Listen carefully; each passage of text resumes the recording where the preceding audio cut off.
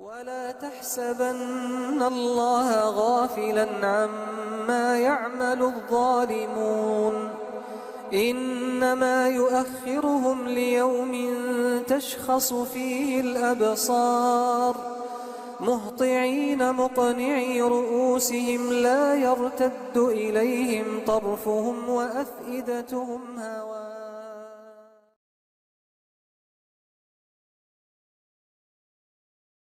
الليلة تكمل اللي فاتت، ولكن للظرف الحاصل عشان الناس يتبين لهم حقائق كثيرة من الخزعبلات والدجل بتاع الحجبات والكلام الفارغ ده. إن شاء الله يكون في موضوعنا الليلة موضوع تجربتين. التجربة الأولى بتاعت الحجاب ده بتاعت أخونا النور محمد إن شاء الله، والتجربة الثانية بتاعت الطريقة الكزنزانية، وده أنا هجرب أنا في نفسي بتاع الطريقة الكزنزانية. الطريقة اللي جات البلد دي جديدة، عندهم أولياء صالحين بيتحدوا الناس وبيعملوا بعض الأمور اللي بتاعت اللف والدوران، وبيعتبروا أنه هذه الحركة هي من كرامات أولياء الله الصالحين، بيعتبروا أن دي كرامة لهم هن وما هتكون إلا لغيرهم، وهي مسألة بتاعت خدعة. فإن شاء الله الخدعة يعني هنبينها للناس الآن بإذن الله تعالى.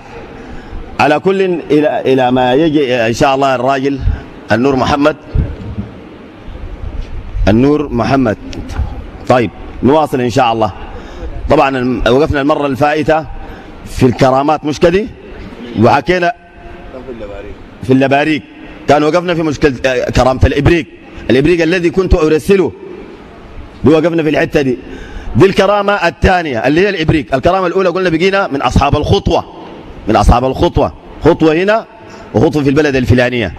الناس دي بتنكمش لهم الأرض أو بتنجمع لهم الأرض، عشان كده بتسمع كثير من الدجل، والناس بتعتبره كرامة من كرامات أولياء الله الصالحين، الله خوف عليهم ولا هم يحزنون. بيقول لك الزول ده من أصحاب الخطوة، وبيستدلوا بأحاديث أو حديث النبي صلى الله عليه وسلم اللي هو في من عاد لي وليا إلى آخر الحديث، كلكم حافظينه. يعني ويده التي يبطش بها ورجله التي يمشي بها، يعني الرجل دي بقت رجل رب العالمين. شوف الفهم الخاطئ ده. بيقول لك الآن الشيخ هنا وبعد شوية يمكن يضرب لك من مدني، يقول لك أنا وصلت مدني، بعد دقيقة بس في مدني، وبعد دقيقة ثانية يكون في برصودان، والدقيقة الثالثة يكون في كسلة، وهكذا. يقول لك ده بيقوا أصحاب الخطوة، عشان كده بيخضعوا بها الخطوة دي، بيخضعوا بها الناس. وبيقول لك الشيخ ده بيصلي في مكة، يعني الظهر أو العصر يأذن هنا ما بصلي مع الجماعة ديل، بخيل، بنعتبر ان احنا بخيل. ما دام انت شيخنا ونحن تابعين لك يا اخي وماشي يصلي في مكة، باخل لنا بمكة مالك؟ ما سوقنا معاك نصلي معاك سويا هناك. ليه انت ماشي براك؟ النعمة دي ليه؟ ما تخليها معاك انت، بتبقى انسان اجواد وانسان كريم وانسان بتخدم الناس. شيلنا معاك، خلينا ان شاء الله انا تابعين لك، شيلنا معاك نصلي في مكة. وبعدين زي ما ذكرنا قلنا انه الحتة دي فايتة للناس كثيرة. اولا الاذان اذن الان، العصر ولا دائما بيكون العصر او الجمعه.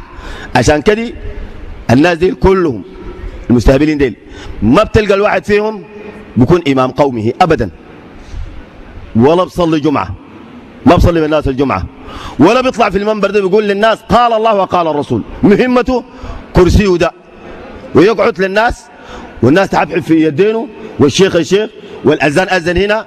بعد الكلام الكثير الناس تتكلم وبتحكي مشاكلها، يأذن الأذان. من قبل كان قاعد معانا، أول ما أذن الأذان ده الوقت الفرض عليه أن لا يصليه، طوال يدعي هذا الشيخ يقول أنا ماشي بصلي في مكة.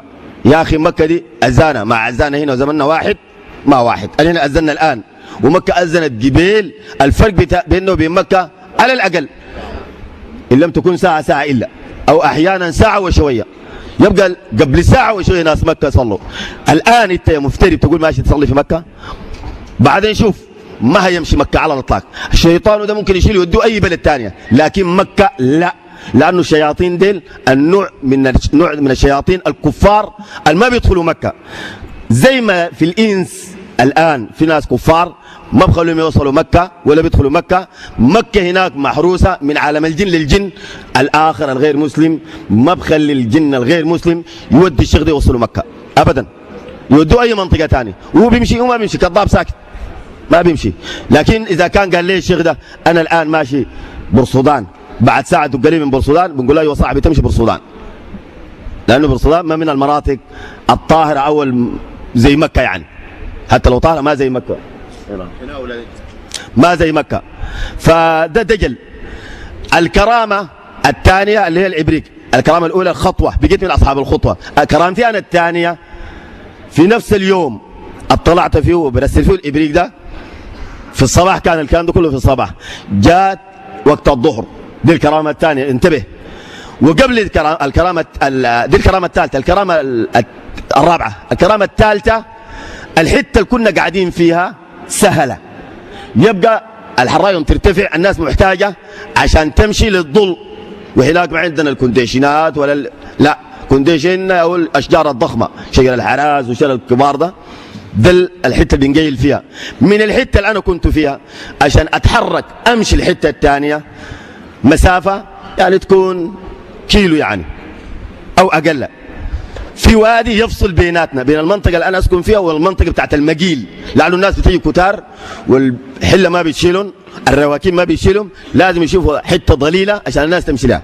بنقوم انا من هنا عشان امشي المحل بتاع المقيل اللي فيه الضبايح والفيه الاكل وفيه الشاي وفيه. يوم اقوم ماشي من هنا في ناس تابعين لي، الحيران يعني الناس التابعين لي وانا شيخهم.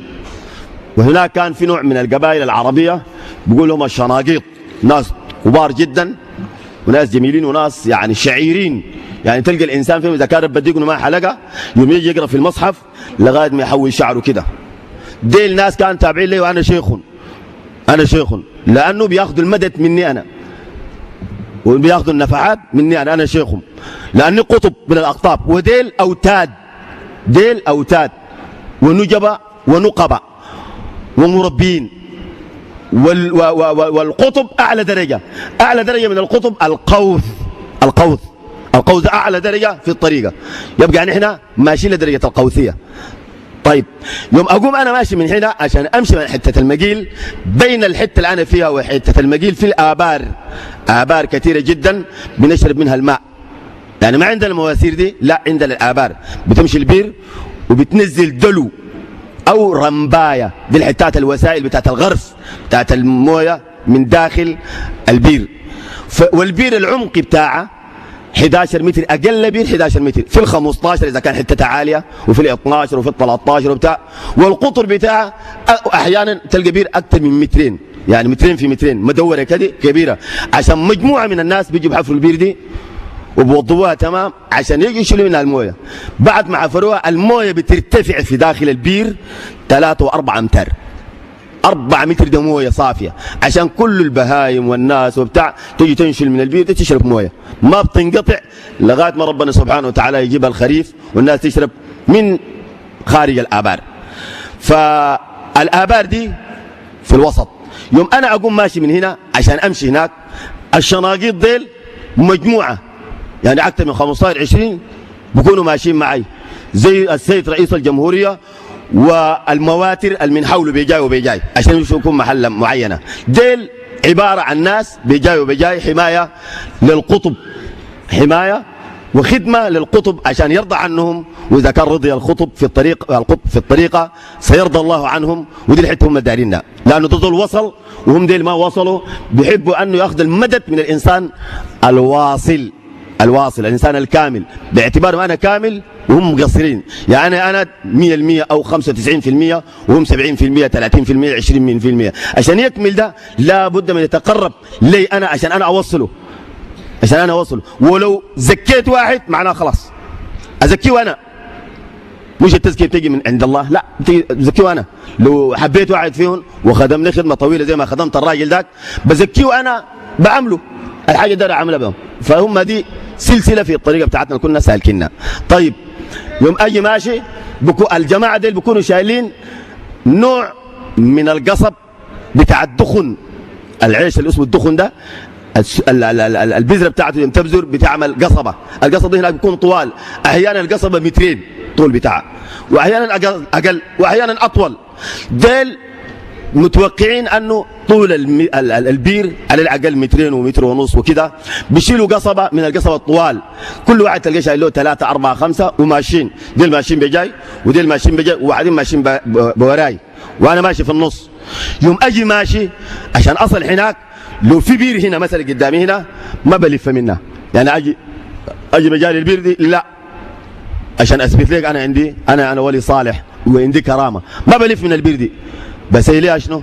الجماعة دي اليوم يشوفني أنا جاي بقصاد البير دي، عليه أن يجيب القصبة دي، والقصبة دي زي الحصيرة، أنتم بتعرفوا ناس الخطوط بتعرفوا الحصير، زي الحصيرة، يعني القوة بتاعتها زي أو أقوى من الحصيرة بسيط. فديل بيجي بخطوا القصبة، ده حفرة البير كده وبخطوا القصبة كده. القصبة دي من آخر أول البير بتقطع بغادي، حتى لو سنة إن شاء الله بأصبع زي ده تقطع بغادي. أنا بعمل شنو؟ بجي ماشي في القصبة دي، واحيانا بشوف الرجل بتاعي دي ما في القصبه في النص، في طرف القصبه مثلا بيجاي الرجل الثانيه قد تكون هنا، الثانيه تكون هنا، والثانيه تكون هنا.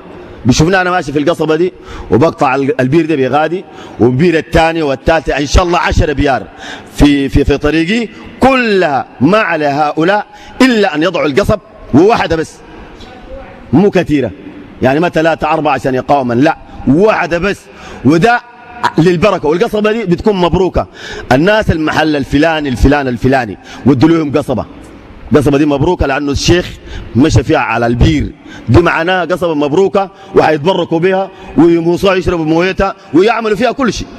شوفوا الشغله دي، البير دي قطعتها، والبير الثاني والبير الثالثه والرابعه والخامسه ولغايه ما اقطع بغادي، مرات بيرين 3 ومرات اكثر من 5 ابار بقطعها بنفس الطريقه دي. واي قصبه قطعت بها دي خلاص مقدسه، بيشيلوها بيودوها لحله من الحلال او لمنطقه من المناطق عشان يتبركوا بها. يجيبوا قصبه ثانيه جديده عشان البركه تكون تعم الناس، تعمكم كلكم انت ديل. اي ناس يكونوا فلان جبت لنا قصبه، ايوه خلاص انتوا ديل، وفلانين ودوا لهم قصبه، وفلان 5 6 قصبات ودوها ل 5 6 منطقه من المناطق عشان تحصل لهم البركه. دي الكرامه الثالثة، كرامات الولي الصالح. من كراماتي أنا شخصيا، كرامات شيخك دي خليها، دي كراماتي أنا المتحدث عشان ما تتوهم، دي كرامتي أنا، دي يعني أضلت ناس ما عندهم عدد. أي زول يجي يشوف المشهد ده بيؤمن إيمان تام أن هذا الرجل رجل صالح، أصله ما ممكن. والقصبة دي لو خطيتها بين أصبعين زي ده 3 أصابع وضغطتها لو مانع بتكسرها، خلي يمشي فيها إنسان. كيف يمشي فيها إنسان؟ أيوة بقول لك الزول ده خلاص، زول ده بيقى إنسان كامل، معناه الجمادات والحاجات دي كلها خدمة لهذا الولي الصالح القطب.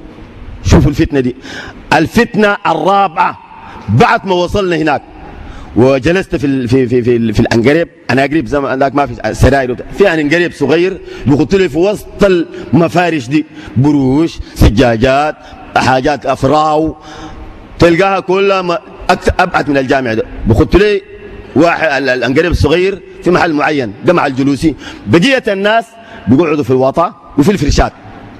فالناس بالتدرج أو بالتدرج، الناس المتقدمين خالص في الطريقة بيكونوا قدام، ثم إلى الآخر الحفظة وبتاع دي بيكونوا بعيدين، حفظة القرآن دي بيكونوا بعيدين شوية. فالناس القريبين، الناس اللي في الطريقة مثلا النجبة، النقبة، المربين، الأوتاد، بعد ذاك يكونوا الناس الحفظة، بعد الناس كشمشة ساكت دول بيكونوا بعيدين شوية. ده الأسلوب. طيب الكرامة الرابعة في الحتة دي شنو؟ بعد ما نجي طبعا هنا بقالة مغرمين بالشاي، بتعرفون يعني بقالة مغرمين بالشاي، وناس الشري قالوا بيحبوا الجبنة مش كده؟ ونحن بنحبوا الشاي، وانتوا ناس الخرطوم الله يهدينا ويهديكم، الله يهدينا ويهديكم. علينا بنتكيف للشاي ده وهو حلال، حلو وحلال. شفتها دي مصطلحات، بقول لك حلو وحلال. بنتكيف للشاي، ناس الشركة كتر خيرهم برضه كيفوا للشاي للجبنة برضه حلوة وحلالة. أما أنتوا ناس الخرطوم الله يهدينا ويهديكم بتكيفوا لشنو أنتوا؟ بس كده بتاع شنو؟ شفتها؟ أيوة شفتوها؟ ده كيفكم؟ سجاير وصعود، سجاير وصعود الله يهدينا ويهديكم. خلاصة المسألة يعني احنا عندنا طقوس وعادات في موضوع الشاي كبقارة، بنحبوا الشاي شديد. بيقول لك حتى في مثل بيضربه، بيقول لك والله يا اخي بتلقى لك بقاري تارك صلاة، لكن بقاري تارك شاي ما بتلقاه. والكلام ده يشبه الصحيح. انا خيته شخصيا بقاري، لكن ما لقيت زميل لي ولا واحد من قبيلتنا دي، هو ما قبيله بالمناسبه. الناس الموهومين في الخرطوم بيقولوا لك البقاله دي القبيله، البقاله ما قبيله، البقاله قبائل رعاة البقر. عشان كده احنا هناك في بلدنا بنسموهم البقاره. حتى انت شقيقك ما راعي للبقر، مثلا راعي للابل بنقول له ده اباله، او راعي للجمال بنقول له ده جماله، ناس الجمال، غنامه ناس الغنم، بقاره ناس البقر، لانه منطقتنا اشتهرت برعي البقر، عشان كده الناس اللي بيرعوا البقر بيسموهم البقاره. لكن قبائل شتى، شماليين وجنوبيين وغيرهم وغيرهم، وعاشوا في البلد دي وسعوا البقر بنقول لهم البقاره. طيب بنحبوا الشاي ولينا عندنا نظام وبتاع، تسمع نظام البرامكو والتشكيل بتاع الشاي والمسائل دي. خلاصة المسألة دار اوصل لكم لحته كرامه بنعملها في الشاي. مثلا الهواء الان بيجي من الجنوب كده وبيمشي على الشمال. من عاداتنا انه الشاي لا يمكن يصنعوه النساء ابدا، لانه بنعتبر انه المرأة دي في الحته دي ما هي ناجحه، لازم يعبوا لنا الرجال. لو جيتك ضيف وانا بقاري سوا وانت بقاري صح، اصلك ما بتعبي الشاي في جوا البيت وتجيبوا لي بالبرات، لا، لازم تيجي تولع النار دي هنا وانا اشم ريحه الشاي دي والكافاتير وبتاع شغله دي. الهواء جاي من جاي بيعبوا الشاي بيه جاي، عشان الرائحه بتاعت السكر والشاي يكون عابره بهنا ونشم الريحه دي بنكيف ليها. المهمه بتاعت الناس شنو؟ الناس الشناقيض اللي بيخدموني ديل بيجيبوا، اذا كان الناس كتار زيكم كده الان ولا اكثر، بيكونوا عندنا نوع من الحلل الالمونيوم بتجي من مصر كبيره جدا، بيخطوها في النار وبيملوها مويه وبتغلي. بعد الغليان في ناس مهمتهم يغرفوا المويه دي ويكبوا فيها الشاي، وفي صواني بتاعت نحاس صفراء لو شفتوها دي بتكون فيها كوبايات، 50 كوبايه، 60 كوبايه، 30 كوبايه، 40 كوبايه على حسب سعه الصينيه. بنتمر الكوبايات دي بالمناديل، ومهمتهم انه يملوا الكوبايات دي شاي وبس. دي الصينيه قاعده وملوها شاي، بقى دارين التوزيع. التوزيع شفره، الشيخ بتلفت لفتين بنشوف الشاي معناه الشاي جاهز، ده ذاته معناه شنو؟ دارين كرامتك، انت ما شيخ ولي صالح، دي بطريقه ملتويه وهو اتفاق معهم. يعني ابو الشاي وادوني اشاره، الشيخ التفت لقيت الصينيه يعني مليانه شاي، بقول لها كدي الصينيه دي براها من هناك بتتحرك، بتقوم طايره وبتجي لاول زول في خطها، بتقف قدامك هي طايره بس والصينيه ومليانه شاي وقفت قدامك، انت ما عليك الا ان ترفع الكوبايه الدايره تختارها، بتشيل كوبايتك بتنزلها، اتحركت للثاني، الثالث، الرابع، الخامس، كملت الصف جاي وخشت الصف في النص الى ان تنتهي الكوبايات دي. بعد ما انتهت الكوبايات دي الصينيه بتقوم فوق من رؤوس الناس الجالسين وبتجي تقعد جنبي هنا فاضيه منتظره شنو؟ الناس دي اللي يشفطوا الشاي ده شفطا، فان شاء الله هي بترجع ثاني. بعد ما الناس شربت الشاي، عاداتنا اي زول داري يدبل يخلي الكوبايه قاعده عديله، وزول ما داري يدبل يكفيها كويس. فاذا الكوبايات فضت بنشوف الكوبايات دي كلها فضت بنقول لها كدي، واللبيب بالاشاره يفهم صحيح. الصينيه من اولي الالباب ولا شيء شنو؟ كرامة الولي الصالح طبعا. عديت العشارة الصينية قامت اتحركت، خشت لأول كوباية جات جنبك. في ناس عارفين الشغلة، وخاصة الناس اللي قدامنا عارفين، واحد فيهم بيرفع الكوباية ما في، لا كوبايتك براها مش فاضية، مكفية ولا فاتحة؟ مكفية بتقوم براها، تسمعها بتعمل كده، بتقوم براها من الأرض وبتقعد في الصينية طج طج طج ومتحركه الصينيه. اي صينيه اي كوبايه فاضيه جات جنبها الصينيه براها بتقوم من الارض وبتقوم بتقعد في الصينيه دي وبتحلق لغايه ما تتملي الكوبايات الفاضيه. المكفيه مكفيه ومن المكفيه الفاتحات بتمشي تتملي ثاني والثاني تجي تمر بنفس الخط. اي زول كان كوبايته فاتحه متذكر انه انا كوبايتي كانت فاتحه داري المزيد من الشاي، ثاني هو يرفع الصينيه الثانيه والثالثه والرابعه وهكذا. بعد ما نظف الناس كلهم شربوا الشاي، ده كله في اليوم الأول. شفت دي كرامتين في اليوم الأول. الكرامة الثالثة برضه في اليوم الأول، أقصد الرابعة في اليوم الأول. الكرامة الخامسة اللي هي شنو؟ بعد بقينا الناس أكلت وشبعت وشربت الشاي وكل شيء، جاء وقت الظهر، جاء وقت الظهر للصلاة.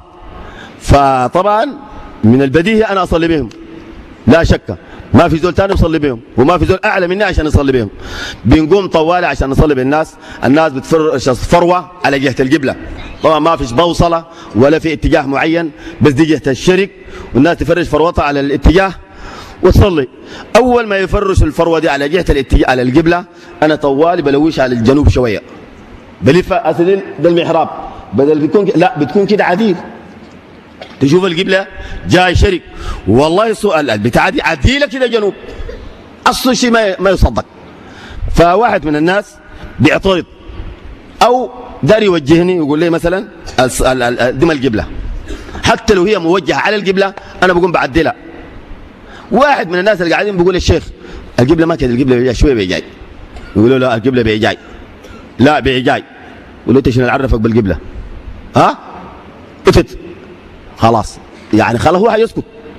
بنقوم عشان أأكد لكم انتوا انه دي القبلة وانا على حق، وشيل في راسكم ده وهم، برفع يديني ديل كده، شفت ديل الاثنين ديل برفعين كده وبضرب في الهواء، بتسمع اليدين ديل بتعمل كده. المضروب ده شنو؟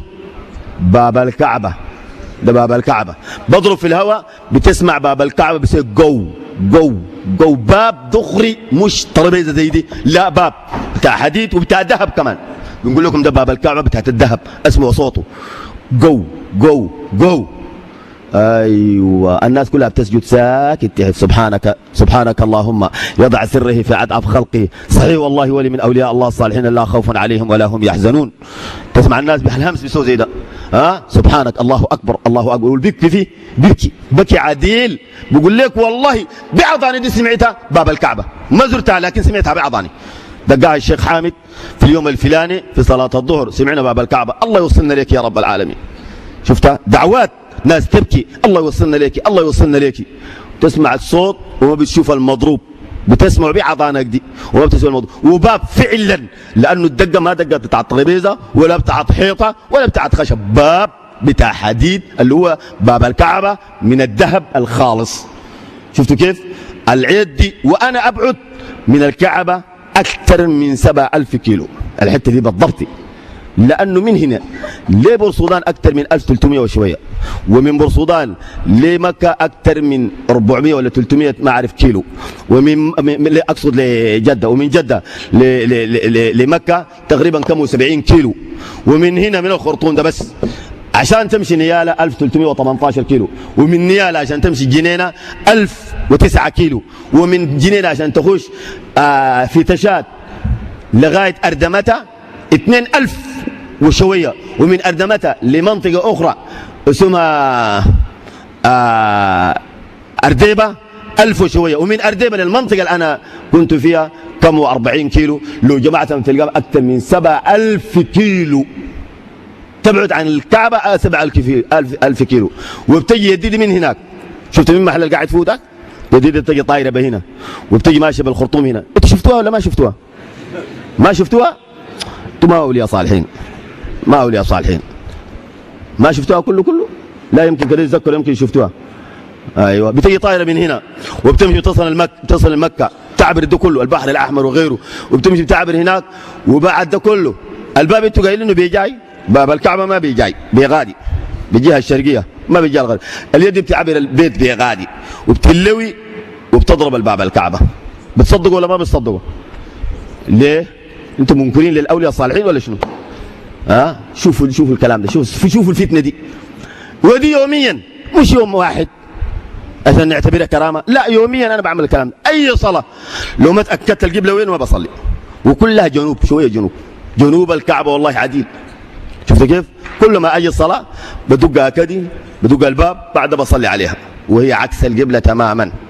مش يقول لك انا بمشي القبله بمشي الصلاه، ما بمشي. اذا كان انا بصلي على غير اتجاه القبله واضحه ما دار لها يعني اي تفسير ولا دار لها اي جهد، شي يا اخي قبله كده انا اوجهها كده وتكون القبله، ما ممكن.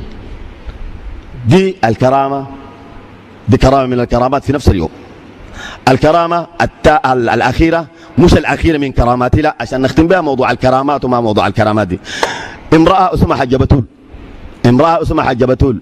حجه بتول دي عجوز مشت بيوم الخميس، مشت الخلا البعيد، مشت جابت لها نوع من الأعشاب التوجد في البلد ديك بكثرة اسمه القضيم، تعرفوه كلكم. أيوة، مشت الخلا وده ما مزروع، ربنا زارعه براو.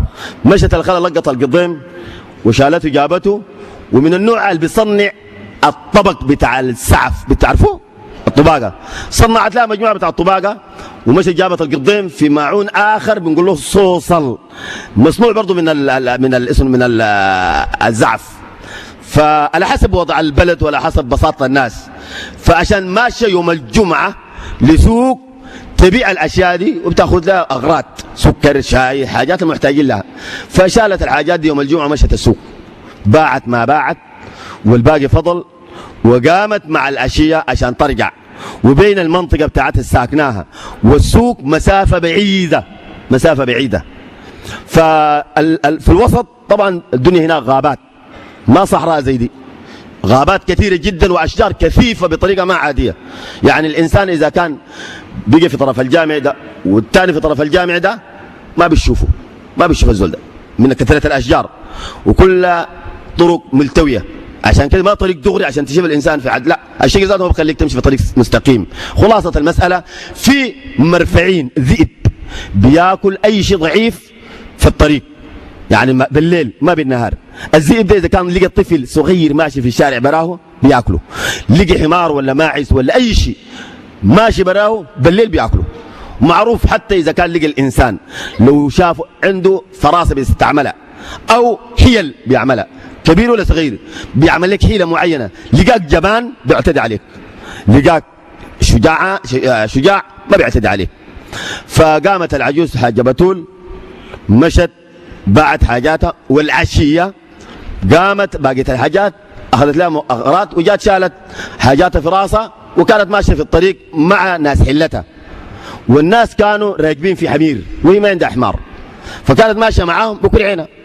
الناس اندمجت مع الونس والسوق وما السوق والسوق، فاتوا خلوها هي ماشية بكل عينها ماشية. والمغرب جاء والحتة دي كريهة فيها الذئب أو الذئاب، فجات ماشية والناس سبقوها، والناس اللي ورا ما معروفين بوين ماشية في الطريق، فإذا هي بحتة معينة مع المغرب لقت المرفعين، بقى بينها وبين الجماعة الفاتوا ديلك. المرفعين طوالي ظهر لها وداير ياكلها، والمرفعين إذا كان داير يجس نبطك أول ما يشوفك براك عشان يعتدي عليك بيقف لك، بيقعد لك في نص الشارع اللي أنت ماشي فيه، بيقف في نص الشارع ده وبيفتح خشمه بيوريك سنونه دي، ومش كده وبس بيضرب لك سنونه، بيعمل كك كك كك كك كك كك كك. إرهاب أمريكا اللي بتعرف إرهاب دول المرهبين هم ديل، شفت كيف إرهاب؟ ليه؟ لأنه دي بتجس نبطك أنت. هل أنت مستعد للقتال معي؟ أنا دار أكلك، رأيك شنو؟ فأنت بتشوف لو دار توريه فراستك بتوريه. أنا هنا عشان الناس خلا طوال بتيجي جاري عليه، أول ما جيت جاري عليه كان عندك عكاس عندك حاجة تقوم تضرب، هو بينتظرك لا ما بينتظرك، بيقوم طوالي هارب. إذا هرب تاني ما بتلقاه، بيكون بعيد براقبك وبيمشي بفوت بخليك تاني خلاص معناه خلاص جس نبض وأكد أنك أنت مستعد له. لكن أول ما شافك أنت خلاص قعدت تتراجف وهو قاعد في الطريق، قمت حولت في الطريق الثاني يا أكلت اتأكلت تب. شفت كيف؟ عنده صوت بيعملوا للنداء، أي مرفعين في الخلا عنده صوت بنعرفه نحن، بيعمل صوت للنداء. بعد شوية تلقى 30 مرفعين معك، كل واحد بيجيك حاجم وكلهم بيعملوا دوار كده وبيجوا حاجمين عليك، تضرب منه وتخلي منه ما بتعرفه. في الحالة دي يعني احنا عندنا أسلوب، لأنك أنت ما ممكن تقاتل لك 30 مرفعين. أول ما شفت المرفعين دي أما الطريقة دي ونادى الجماعة ديلك، أنت ما عليك إلا أن تشوف لك شجرة كبيرة وتطلع فوق خلاص. لكن شجرة قصيرة ولا شجرة صغيرة بيحفلها طوالي بيرميها فيك، بيرميك أنت وينداس طوالي. فدي حتى خبرة نحن بنعملها. خلاصة المسألة المرة دي لقت المرفعين، فكانت عندها نوع من الثياب زمان الناس العجائز زينا كده بيعرفوه، لكن الشباب ده ما عايزين بيعرفوه. في نوع من الثياب بنقول له توب الزراك، نوع من الدموري بيصبغوه بلون بلو ازرق، بيكون اسمه توب الزراك.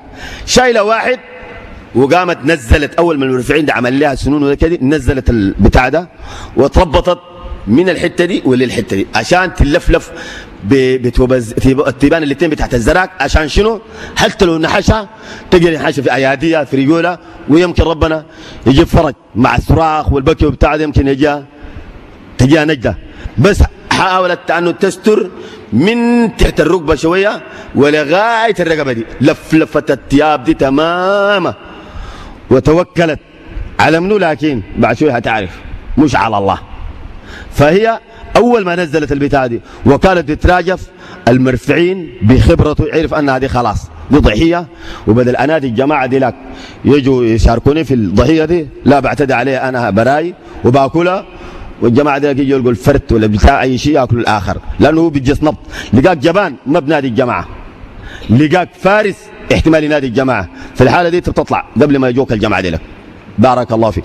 خلاصه المساله اتربطت ودنقلت عشان تشيل الصوص اللي كان كبير فيه بقيه القضيم وبقيه الطباقه.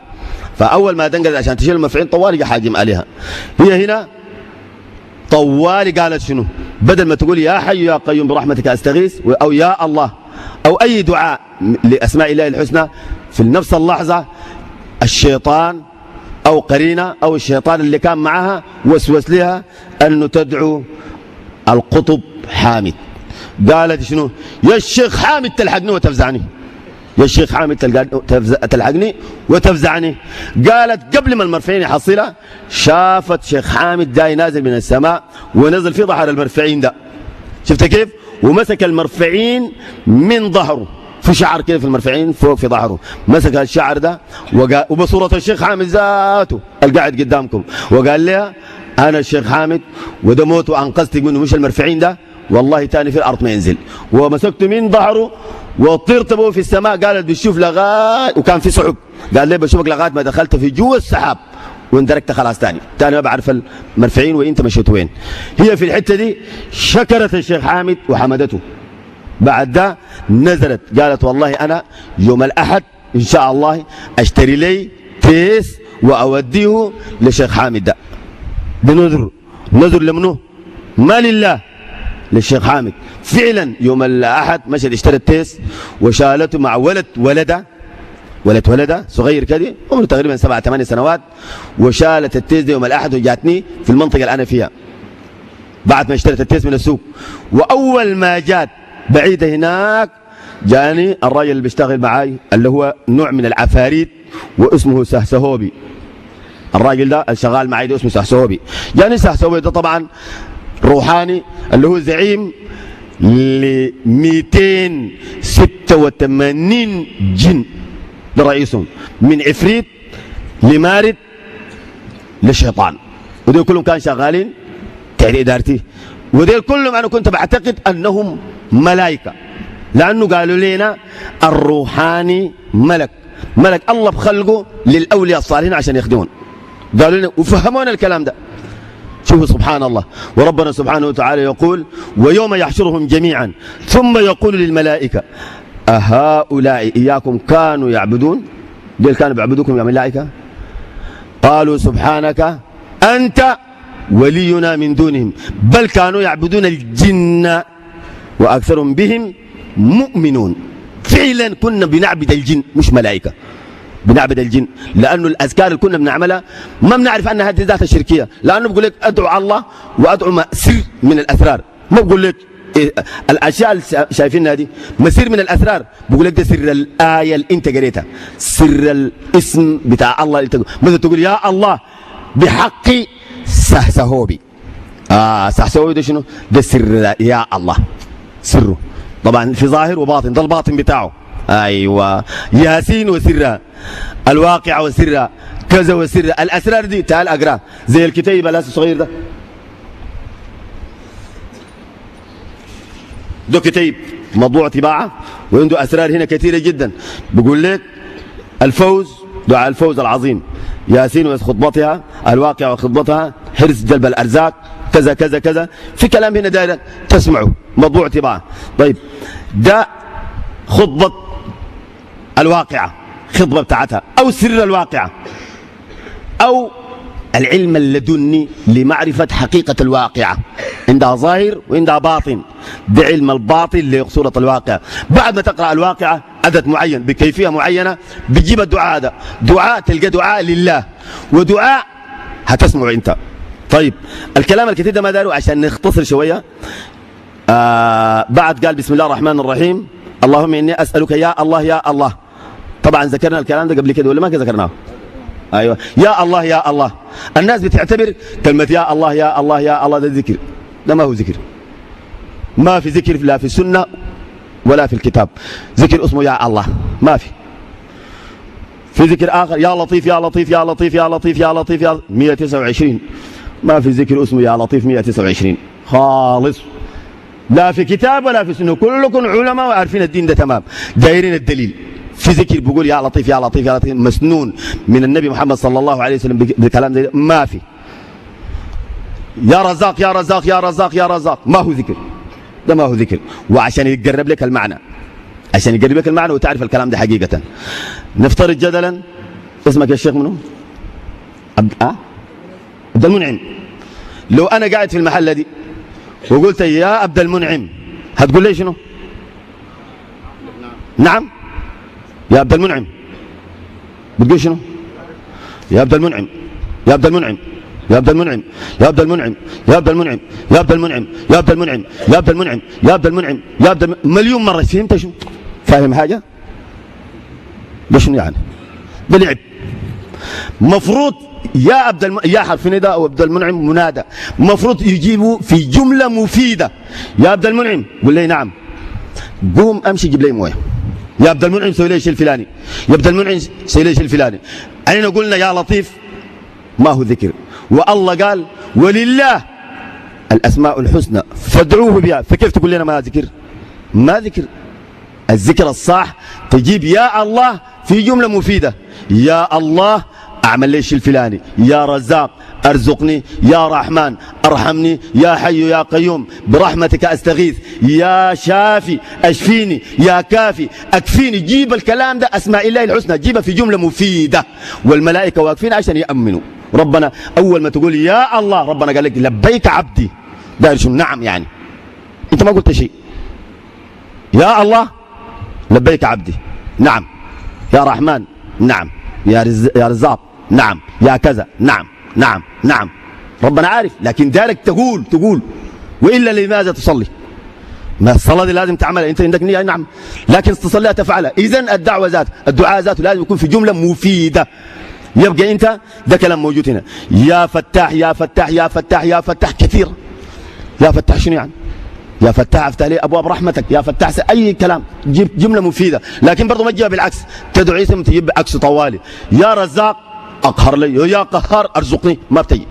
تعمل الاسم وتجيبه في جمله مفيده وبنفس الصفات او الاسماء. ده كاتب شنو؟ يا فتاح يا رزاق يا وهاب يا معطي يا مغني يا مغني يا كريم يا ذا الطول يا باسط يا ودود. ما قول سمح، دي كلها أسماء من أسماء الله الحسنى. تعال شوف هنا.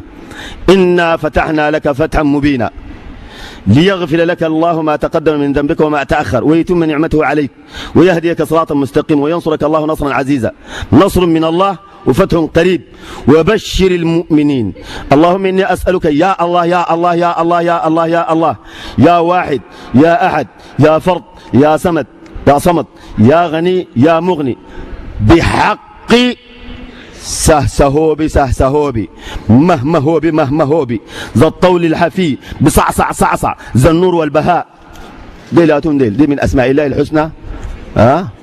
دي من أسماء الله الحسنى. بمهمهوبي ذي العزة الشامخ الذي له العظمة والكبرياء لطحطهوبي. ده كلام شنو ده؟ أليس هذا بالدجل؟ دي من أسماء الله الحسنى. دي أسماء من أسماء الرسول، دي أسماء من أسماء الملائكة. وهل يجوز دعاء الرسول؟ وهل يجوز دعاء الملائكة أو أي شيء؟ ديل شنو ديل؟ بتفهم من الحاجات دي شنو؟ سهسهوبي مهمهوبي طحطهوبي. ولا الناس اللي قاعدين جنبي الكلام ده ما صحيح؟ شوف الكلام ده صح ولا ما صح؟ صح؟ كلام صح؟ طيب شوف الكلام اللي قلته بيجاي ده.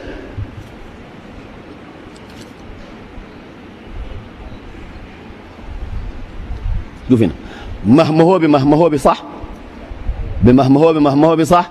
الناس القريب شايفين الكلام ده كله صح، هذا مكتوب مهما هو بمكتوب وصحصحوا وسعسع وبعبع حاجات وكثير. اليوم اللي بيجي نفتح فيه الاكياس دي يشوفوا العجب والعجاب، والله تشوفوا العجب والعجاب. الحاجات اللي شايفينها دي كل شيء له معنى خاص، وحنوضح المسائل دي تماما وان شاء الله. وانا ما عارف الزول ده ما جماله. اخونا النور محمد ارجوك تعالنا يا اخي. خلاصه المساله ان هذا الدعاء وهذه الاشياء بنعملها نحن باسم الدين، وده كله منسوب للدين ومنسوب ده للاولياء الصالحين، وبيعملوا كرامات وكلامات كلام فارغ. اصل الكلام ده ما هو من الدين في شيء. احنا عشان نختصر ونتكلم عن الكرامات وذكرنا كرامه معينه حنمثلها الى ان يجينا الراجل ده. احتمال ما يعرف الوصف، احتمال قدر الله ما شاء. وبيعمل الحركه دي ذاتها، هو رئيسها في السودان، بيجيب اللمبه دي وبيقعد قدام الناس انه هو ولي صالح وعنده الطريقه الصالحه والطريقه الحقيقيه، وهو ولي صالح وبيثبت لك انه ولي صالح. ولو انت جيت دخلت في الطريقه دي هتصل وتكون ولي صالح زيه. اذا انت بتسعى عشان تبقى ولي صالح، ودي فتنه الناس بالاولياء الصالحين. طيب ده بياكل اللمبه دي بيمسكها لك بقروش لك زي البسكويت بيبلعها. شوف عينك. الثانيه كرامته الثانيه بيجيبوا سكين زي دي بيطعنوه في دماغه هنا، ولغايه ما السكين تجيبها طلعت بينها ويطلعوها ودمها بنقط، دم السكين ده بنقط. وفيه كمان نوع من شنو؟ من العجينه بتاعت المخ تجي طالعه بيضه. ده شنو؟ ده صديق؟ لا، بيقول لك ده المخ. ده مخ. شوفوا شموا بتلقاه رائحه المخ. تشم الدم، دم نقطوا فيه دم عديل ما فيه اي شيء من الرائحه ومن كل شيء، تمسوا دم. انت الناس كثيرين حاجه يمسكوا زي دي يشوفوا ويشموا ويخطوا في حدم دم اكيد، والسكين في راس الشيخ، والشيخ قاعد وعنده بشال اخضر كده خاتوه وقاعد. الله اكبر الله اكبر، ده ولي صالح صح. لو ما كان صالح ودي كرامه من كراماته كان مات. وهم كانوا يدلوا لك ويقول لك الاشياء دي حدثت من قبل، اصات موسى ياتوا مش عارف مكان، برضو اشياء غريبه جدا. طيب يا اخونا يا اخي انت ما تقول لنا دي كرامه، قول لنا دي معجزه. الكرامه والمعجزه بيفترقان. الاشياء اللي بتكون تحدي للناس واثبات انك انت على حق دي معجزه وليس كرامه. الكرامه بتجي للتحدي، والكرامه بتجي على كيف الشيخ ولا كيف الولي الصالح ابدا، بتجي بدون ارادته لحل مشكله. لكن الشيء ده تثبت للناس انك انت ولي صالح، لابد من تكون دعوتك دي مستنده على شيء معجزه. يبقى الاشياء زي دي معها كرامه، دي معجزات. الشيخ ده حقه البروف ده حقه يقول لنا انا عندي معجزات، لانه دي ما ممكن تكون كرامه لولي صالح، تكون معجزه لنبي من الانبياء. طيب الثالثه، وبعد شويه شوف بعد الدم اللي شايفه ده وبعد الشغلات اللي بتشوفها دي بيخش يشوف في محله معينه وبيجي طالع. لما يجي طالع بيجيك نصيح ما فيه اي شيء. الطعن الجبال دي كان قال لك وصفها ما بتوصفها. محلها وين؟ بتفتش الراجل بتلقاه سليم ما عنده اي شيء، بروف. شوفوا الراجل ده وضلاله. دي واحده. الثانيه انهم عندهم طريقه بيوصلوا بها الكهرباء وبخطوها في البروف.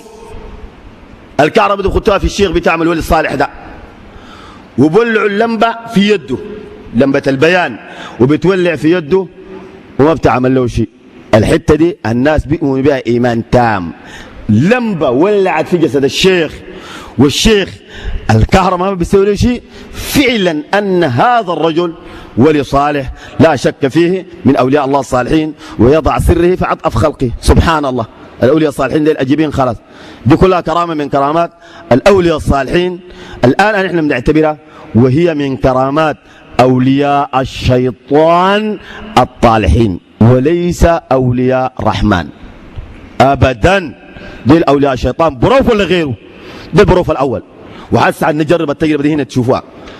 البروف الثاني بيتكلم في الفتره اللي فاتت، قال اي، وكررنا الكلام ده، قال اي مسجد ما يكون فيه قبر، مسجد منزوع البركه، ما فيه بركه. زي مسجدكم ده، انتوا بتصلوا في مسجد ما عنده بركه، لأنه ما عنده ولي قاعد في وجوه هنا. وقال كمان شوف أكثر من ده، قال أن من أولياء الله الصالحين منهم من يخرج من قبره ويقضي للناس حوائجهم ويرجع تاني. عليك الله القبر اللي عينك شافته ده، أنا لقيت طريقة طلعت منه تاني بنخش فيه. ها؟ في زول لقى طريقة طلع من القبر ده تاني بيرجع. يا أخي أنت الناس بكوا ليك والناس حزنوا ليك والناس قامت اتبهدلت وأموالك صادروها والناس يعني قسموها، وأنت يا أخي عربيتك الخاصة ركبوها غيرك ويمكن ذاته والله أعلم زوجتك تزوجوها وأنت بتطلع من قبرك بتحل مشاكل الناس. يا أخي أنت أولى بمشكلتك أنت ما تحلها، يوم تجي تتحاسب الناس ديل. في زول بيطلع من القبر يا إخوانا بيقضي للناس حوائجه. يا أخي سبحان الله سبحان الله سبحان الله. شوفوا الناس دول وضلالاتهم. ده بروف يقول الكلام ده. ها يا بروف شهادتك ده عشان تاكل بها عيش، والله عند الله لا تساوي شيء. ومش ادوك شهاده معناه وخلاص انت تتبجح وتقول كلام كثير. والله القبر ضيمك اللي يضمك اتحداك واتحدى قبيلتك واتحدى السودانيين كلهم، خليه يطلعوك من القبر ده وانت حي. والله لا يستطيعون، والله لا يستطيعون. ومش السودان، الإنس والجن والملائكة والخلق كله لا يستطيعون أن يخرجوك من هذا القبر أنك حي أبدا إلا يوم القيامة. وأول من تشق عنه الأرض يوم القيامة هو النبي محمد صلى الله عليه وسلم. تتجر يا ناس ده أصله ما فيش عقل يقبل كلام زي ده على الإطلاق، والناس تقبل الكلام ده. شوف سبحان الله، شوف الناس العقولة كيف. دي كرامة أو ده قال من كرامات أولياء الله. شوف غلو في كرامات أولياء. يا أخي النبي محمد صلى الله عليه وسلم ما بيجي طالع من هناك بيقضي للناس حوائجهم. الناس يفتتنوا في موضوع الخلافة، الناس يفتتنوا مشكلة بتاعت معاوية وعلي، ودي كلها ما سمعنا النبي محمد صلى الله عليه وسلم طلع من قبره وجحل للصحابة مشكلتهم. يبقى واحد ولي دون هذا الرجل يعني، واللي في ولي أخواننا أعلى من محمد صلى الله عليه وسلم. يبقى محمد صلى الله عليه وسلم ما جحل للناس مشاكلهم، يبقى ولي من أمته هالفوت يجي يقول قال في واحد من الأولياء الصالحين يطلع ويجي يقضي للناس حوائجهم ويرجع قبره. الراجل ده يا أخي ما بيختشي. ها أخوانا الناس ما والله الذي لا إله إلا هو البني آدم بيسويها إبليس. شفت إبليس ما بيسويها. إبليس ذاته يقول لا حول ولا قوة، والله البني آدم ده بالغ ذاته ياخد كده ويقول والله البني ادم ده بالغ مبالغه ذاته عجيبه. خلاص يا اخي ده شنو ده يا اخي؟ ذاته يقعد يتفرج في شغلاتنا نحن بنسوي فيها شيء ذاته اصلا ما انزل الله به من سلطان، باسم شنو؟ باسم الولايه الصالحه وكرامات اولياء الله الصالحين. والله الذي لا اله الا هو دي مش كرامات اولياء الله الصالحين، دي الكرامات اولياء الشيطان الطالحين. ده بروف. البروف الثاني او الثالث حكينا البروف الاول بتاع، والبروف الثاني ده كلامه. البروف الثالث قال شنو؟ مصحح كتاب اسمه طبقات الضيف الله، قال إن لأولياء الله الصالحين درجات كثيرة لكن أذكر أقلهن. يا بروف أنت طبعا بروف وقريت وشهادات عالية، ورينا أقلهن شنو؟ قال أقلهن ثلاثة. أنا ما عارف العاليات دي كيف إنن. قال أقلهن ثلاثة سأحكيهن. طيب أحكيهن، كان مكتوب. قال أول درجة أقل درجات أولياء الله الصالحين منهم من يطير في الهواء. قال أولياء الصالحين بيطيروا في الهواء. واحد. اثنين قال أن أولياء الله الصالحين بيمشوا على الماء مشي، مش يعوم لا مشي. وقال منهم من يقول للشيء كن فيكون. عليك الله ده كلام ده، وده بروف. شوف البروفيسورات دي بيقولوا في شنو؟ عليك الله ده البروفيسورات صحيح؟ دي العقول دي عقول دي اخوانا سبحانه. دي العلماء الجهال، علماء وجهال، علماء اكاديميين عاليين لكن في الدين صفر، ومش كمان على اليمين 100 صفر على الشمال، اخر صفر من المليون في الشمال. عليك الله دي البروفيسورات. العقول يا اخوانا العقول دي مشت وين؟ هل قلت له يا بروف اذا في السودان انا طفت اكثر من 15 دوله في العالم، طفت مشيت حلقتها.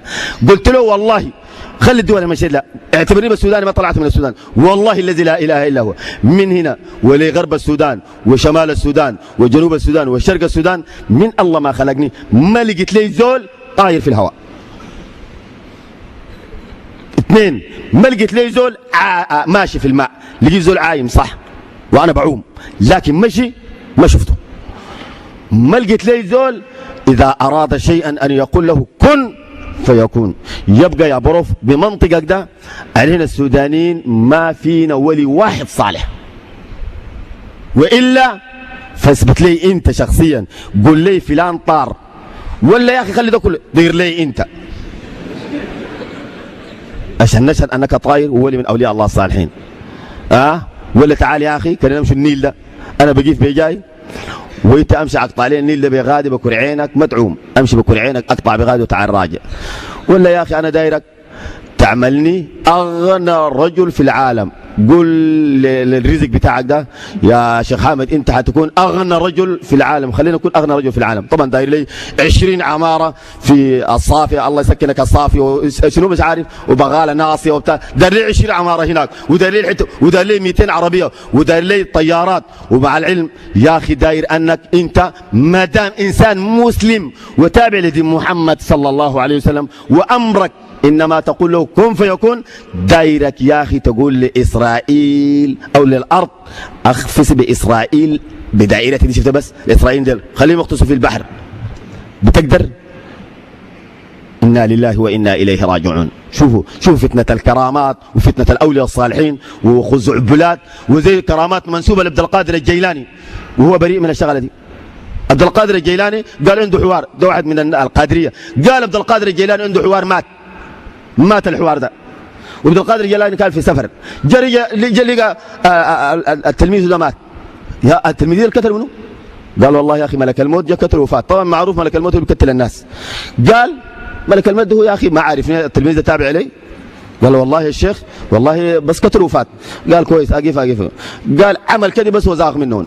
الزوغه دي طلع لملك الموت لقاه شايل الارواح بتاعت اليوم ده كله شايلهم في قفه في السماء الرابعه. قال وصلوا في السماء الرابعه، وصل ملك الموت هناك شايل الارواح دي في السماء الرابعه في قفه زي قفه الخضار دي. قال له ملك الموت ايه اقف ماشي وين انت؟ قال له والله يا الله رسلني وقبضت الارواح دي وماشي بها. قال له يا اخي عندي حوار، والحوار ده انت قبضت روحه ما استاذنت مني. قال له يا اخي انا والله الله قال لي انا قلت لك كمكوت كمكوت. قال له يا اخي والله يا اخي ده طبعا امر من الله. قال اتصارعوا معاه يوم ذاك ابو دعبه عبد القادر الجيلاني وملك الموت قال اتصارعوا عليك انت الان مش عارف بوب. المهم عبد القادر الجيلاني قدر على ملك الموت، قلع منه القفه بتاعت الارواح.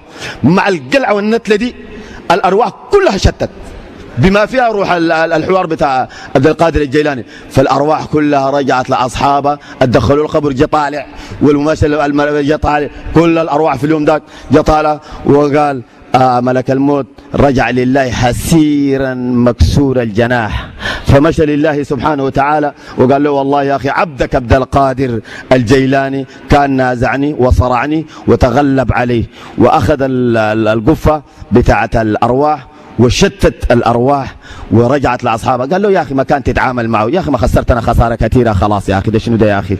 كانت تروح زول وبس وخلاص يا اخي خلينا نجيب الارواح، يا اخي انت خسرتنا خساره كبيره. هل يعقل هذا الكلام؟ والله مكتوب كتابه واجيب لكم هنا ده تقروا مطبوع طباعه. عليك الله دي الاولياء الصالحين صحيح؟ هل في عقل بيصدق الكلام ده؟ ملك الموت ده ملك الموت ده عليك الله في زول بيقابله؟ لا إله إلا الله محمد رسول الله صلى الله عليه وسلم. إنا لله وإنا إليه راجعون. والله صحيح الزول ما بيعرف ملك الموت، كان بيعرف أظن كلامه ذاته ما بقوله. قالوا زمان سيدنا سليمان كان قاعد في مجلس من المجالس، جاءه ملك الموت قاعد جنبه، وكان قالوا بتشاف. قال في زول قاعد وملك الموت كل ما يتكلم مع سيدنا سليمان بيشوف الزول ذاك بيشوف وعرف انه ده ملك الموت، بيشوفه كده يوم الملك الموت يشوفه بدنقر، بعدين بتسرع عينه بتحت عشان يشوف ملك الموت، بيشوف له ولا ما بيشوف له. كل ما رفع عينه بيشوف ملك الموت بيشوف له ثاني بدنقر. المساله دي ازعجته جدا. يا اخي الراجل ده دار منه شنو يا اخي؟ ده قدر الله سبحانه وتعالى. مشى بالراحه يعمل له حيله كده قاعد بجنب سليمان بغادي. قال له يا سيدنا سليمان، قال له نعم. قال له والله يا اخي انا شايف ملك الموت ده بقرصني عين. فالمساله دي يا اخي كده يا اخي صرفني من الموضوع ده، يبكي ده دايرني. قال له طيب. قالوا سيدنا سليمان امر الريح، قالوا خذيه امشي به البلد الفلانيه اتركوه هناك. فجاءت الريح واخذت الزول ده باقل من دقيقتين وصلته البلد دي، قعد هناك. فملك الموت بعد شويه اختفى، استاذن وفات. فبعد فتره جاء ملك الموت لسيدنا سليمان وقاعد يتونس معه، قال له يا اخي زمان كان في قضيه كده كده. قال له ايوه نعم. قال له الزول ده ربنا حاكم عليه ان اقبض روحه في المنطقه الفلانيه. مشيت طفت الارض ما لقيته في منطقته، طفت الارض عن بكرتها ما لقيته، لقيته قاعد هنا. ودي من الحته ربنا قاسم انه اقتله فيها، ربنا قاسم انه اقتله في الحته الفلانيه، والباقي دقيقتين ولا 3 دقائق فقط. انا محتار اقبض روح هنا، لا ده من الحته محتار ذاته اللي مشي زين. يوم انت جاء اتكلم معك امرت الروح وديته نفس المحل، نزلت الراجل قاسي اللي قال لك الموت مسك وخانقه، ان الله يحب المحسنين. فملك الموت ده قالوا عبد القادر الجيلاني بيتصارع مع ملك الموت وبيتغلب على ملك الموت وبيشيل ارواح مريديه وبيرجعهم. شوف الشغله دي عليك الله، ده هل يعقل هذا الكلام؟ ده كله من كرامات الاولياء الصالحين اللي الناس بيقول لك ما تتكلم عنه، ما تتكلم فيهم، وانت بتنكر الاولياء الصالحين، معناه انت ولا تأيد هذا الخزعبلات والدجل، والا انك انت مصنف خامسي وهابي انصار سنه مش عارف ايه، والا تصدق هذا الكلام. واذا كان صدقت هذا الكلام يكون يا ويلك، لانه ده مش اولياء صالحين، ده الاولياء بتاع الشيطان طالحين. فيبدو انه الراجل ده ما جاء والغايب أزره معه، يبقى احنا دارين نوري طريقه شرعيه، لانه كل الكلام اللي بقوله لكم لو كان في مجال له اي كلام بس بيقول لكم بيان بالعمل. الكلام اللي بقوله لكم بتاعت التصنيفات والشغل اللي بنسويها دي كلها متسلط فيها عالم الجن والشياطين. الطيران انا كنت في كف الطيران كان في الخلوه، المنطقه اللي مشيت لها كم 40 كيلو اساسا كف بتاع عفريت وضعها وقال لي ارفع رجلك الشمال وخدتها، رفعت رجلي الشمال وخدتها، ورفعت رجلي اليمين خدتها، ورفعني بالكف وداني للمنطقه، ما اكثر من ده. كف بتاع عفريت، ما سمعت بقول لك ده الشيء والله في كف عفريت، في مثل بيقولوا زي ده كف بتاع عفريت. طيب الكرامه الثانيه الابريق، انت عارف العفريق ده في النهايه بيحركوا شنو؟ بيحركوا ابن من ابناء الجن. يوم اقول له ابريق يتحرك امشي، الجن لانه بصورته الحقيقيه ما بيشوفه بيقوم عشان تعتقد انه الابريق ماشي. هو ممكن الابريق يكون طاير كده يمشي، لكن انت بتشوف الابريق بيعمل كده كانه ما الابريق ذاته بذاته الشخصيه بيجنس او بنط وبيقعد، يعني شيء ما مرفوع. لو انت شفته طاير كده ممكن تقول في شيء شايله رافعه، لا هو بيوريك انه الابريق ده بينقمس وبنط، شفته بيعمل كده. جن بيشيل الابريق بيعملوا كده، شافع من فعل الجن بيوصلوا للمحل اللي انا دايره. اهم شيء اودل كده. الاباريك اللي بتجي من البيوت عشان تجي مع الابريق ده مجموعه بتاع الشفع بتاع الجنون. اول ما الابريق ده ماشي هناك ده حركوا الشافع ده بينادي الشفع الثانيين بيقول لهم جيبوا الاباريك اللي في البيت ده، ده بيمشي بيجيب الابريق ده بيجيب خطه هنا وكل واحد ماسك له ابريق وبيطقطقوا في الطقطقه ده بيجيبوها. شوف الشغلانيه دي. 1 2 الورقه او القصبه اللي بيحطوها في خشم البير اساسا دي خدعه. بنمشي في كف بتاع عفريت بياخد كفه كده في البير كبيره جدا من اول البير لاخر البير. انا بنجي ماشي، لانه قلت لك احيانا بشوف رجليه هنا واضيع هنا، احيانا بشوفها في الطرف هنا، الطرف هنا ما هوا. طيب ليه ما الرجل ده ما بتنزلك تقع؟ لا ما بتنزلك. ايوه الحته دي اساسا انا باخد القصبه، لانه القصبه يعني رقيقه، الانسان اذا كان داير يمشي فيها لازم يعمل رجله دي كده ودي كده عشان لا انا بمشي مرتاح. والانسان بطبعه في فتحه بين القدمين ما بخطن في خط واحد، دي بيجاي ودي بيجاي. انا بمشي المشيه الطبيعيه دي، يعني رجل ممكن اخدها هنا ورجل الثانيه اخدها بعجاي الثاني ممكن اخدها هنا، الثالث ممكن اخدها بعجاي، وهكذا. انت بتشوف رجل في القصبه ورجل خارج القصبه وبتستغرب دي في القصبه عرفناها، الثاني دي الشيخ دي كرامه من كرامات هذا الولي الصالح. شوف الشغله كيف. ده كف بتاع عفريت. الكرامه اللي بعدها اللي هو ضرب الكعبه بشنو؟ بكف باصابعين. اساسا ما هي كعبه حديده بتدي صوت زي صوت النحاس، كبير من النحاس. بيجي الشيطان وبتلبسه. الشيطان كده يتلبس الى الشيء، دي لحمه. الشيطان لو الان جاي يتلبس في اللحمه دي انت ما هتشوف اللحمه دي. عشان كده في ورق هنا وطبل هنا واسمها من الاخفاء، يختفي. الشيطان بصوته الحقيقيه اذا كان يتلبس في شيء بيخفيه. اذا دي لحمه انا ماسكها، لو جاء شيطان دعيت مع الله غيره وجاء الشيطان قدمت له خدمه معينه، شفرات معينه، جاي يتلبس في الخدمه في اللحمه دي، انت هتشوف يدي دي مرفوعه زي دي وما تشوف اللحمه. او بالضبط انا شخصيا ممكن اعمل شفره معينه اتقرب لعالم الجن والشياطين، انت الان تسمع صوتي في الميكروفون وما حتشوفني خالص، ما حتشوفني. الشيخ ده وينه؟ والله ده صوته، ما بتشوفني. اذا الباب عباره عن حديده من نحاس، والحديد بتاع النحاس صوته بيشبه الذهب، قريب من الذهب. فإن بجيب الحديدة كبيرة جدا زي الصينية وبتاع بيعرضها وأنا بدوك كده، بتسمع الصوت بتاع النحاس ده وكأنه صوت بتاع ذهب، لأنه صوت النحاس بيختلف من صوت الحديد، عنده رنة خاصة. الرنة دي بعيد لأنه كأنه شيء بيعمل صدى بتاع صوت، فأنتم تسمع الصدى بتاع صوت بتعتبروا أنه باب بتاع الذهب الموجود في مكة المكرمة. الكرامة اللي بعدها بتاعت الصينية وبتاعت الشاي، شفع يوم عامل كده، شفع قاعدين بتاع الشواطين، واحد منهم بيشيل الكوبايه الصينية بيجي بوزع. بعد ما عملت كده واحد منهم رافع الصينية وذاك بيلقط في الكوبايه بيشيلها بخطها، لأنه الكوبايه يوم تيجي تقعد ما بتقعد برا، تسمع بسيط. ذاك بيشيل الكوبايه من تحت بخطها كده، ذاك شايل خطها وماشي بيلقطوا فيها ومارين بين الناس، والناس ما شايفين الشواطين بتاعين شنو؟ بتاع الجنون على أنه على صورتهم الحقيقية. الكرامة الرابعة اللي هو الأخيرة اللي حكيتها بتاعت المرأة، أساسا معرفة الشيطان والجن لفساد أخلاق الناس بيعمل الحركة دي. الاثنين ده له مرفعين ولا داك أنا شفتها. حتى المرأة يوم جات ومن بعيد قبل أنا ما أعرف الكلام ده جاني ساعة قال لي شفت المرأة جاية دي؟ قلت له نعم. ده كان يوم الأحد والناس كان أكثر من الكمية الموجودة الآن، كانوا بيراقبوا وبيجوا بياخذوا النفعات. الناس في المجلس ده جات المرأة من هناك سايقة التيس مع ولدها ممسكاه، وجات هناك وملصت كرعينا علينا وجات تهبي في الأرض. ومن الأدب اللي كانوا بيقدسون له مسافة أبعد من نهاية الجامعة دي تملص نعلينك هناك وتكون هابي مش تقف فوق، لأنك لو جيت ماشي فوق ما بخلوك تصلني. ليه؟ لأنك قليل أدب. وكن جيت هنا الناس اللي قاعدين ديل الأوتاد وبتاع ديل تكون قاعد بعدب تتربع والدنقر تعد ما تشوف الشيخ، لأنك شوفك للشيخ بيعتبر عندنا كمتصوفة أو عندنا في طريقتنا نوع من قلة الأدب، ما مؤدب، لازم تنخدع. لله الناس ما بيخضعوا للشيخ زي ده، لله الواحد ما بيخدع على زي ده. تلقى مدنقر والشيخ أي كلام بيقول لك وهو مدنقر تعد ما بيرفع راسه يشوفك بيقول لك الشيخ ما تشوفه. ده نوع من الحقارة ونوع من قلة الأدب. المرة دي جات من هناك ملصت نعلين وجات تهبي، قبل ما تصلين من بعيد جاني سهسهو بي قال لي شفت المرة دي؟ قلت له ايوه نعم. قال لي المرة دي يوم الجمعة حاصل كذا كذا كذا، ذكر لي الكلام اللي حكيته لكم ده كله.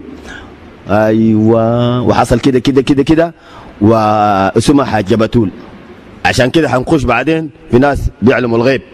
المرة دي ما بعرفها، هي بتعرفني زي رئيس الجمهورية كلنا بنعرفه، لكن لو جيت قال لي خشينا والله ما بنعرفكم، صح مشهور هناك.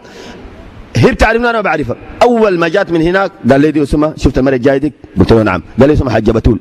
ايوه حجت اهو قاعد وين؟ قاعد في الحته الفلانيه، ولد فلان وابناء فلان وكذا وكذا وكذا. خلاصه المساله حكى لي القصه اللي حكيتها لكم كلها. يوم جات المرة دي الناس منعوها انها تصلني، قلت لهم خلوها تجي. يوم جات قريبه هنا وهي كانت بتحبي تحت مدنقري تمشي بكرعين الاربعه. خلاصه المساله قلت لها يا حاجه بتول، قبل ما هي تورينا انا حاجه بتول ولا حاجه ميرم. المهم قلت لها يا حاجه بتول الموت وانقذتك منه، ثاني داري شنو جايه معاليك؟ داري شنو؟ قال لي رضي الله عنك، انا جيت جبت لك التيس داك نزرته وجبت لك كرامه. قلت لها خلاص قبلت الصدقه اتفضل امشي. فقالت رضي الله عنك وعنا بك امين. شوف فرجعت وكان مشهد عجيب جدا. والمساله دي اخذت اعلام ما عادي، اعلام ما عادي، لانه الناس كلهم من وجوه شتى ومن بلاد بعيده جدا، من توغو، من بنين، من سهل العاج، افريقيا الوسطى، الكاميرون، تشاد، نيجيريا، النيجر وهكذا. فناس كانوا من لحم راس. فالناس رجعت بسمعه عجيبه جدا عن الولي الصالح ده ومن كراماته. حاجة بتول انها جابت سمعه للشيخ بطريقه ما عاديه، ودي خبره الشيطان بفساد عقائد الناس. الشيطان اللي بقى مرفعين ده شيطان، ما هو مرفعين حقيقي. والشيطان الثاني ذاك شيطان اتصور بصورتي انا، وهو الشيطان يستطيع ان يتصور بصوره اي انسان.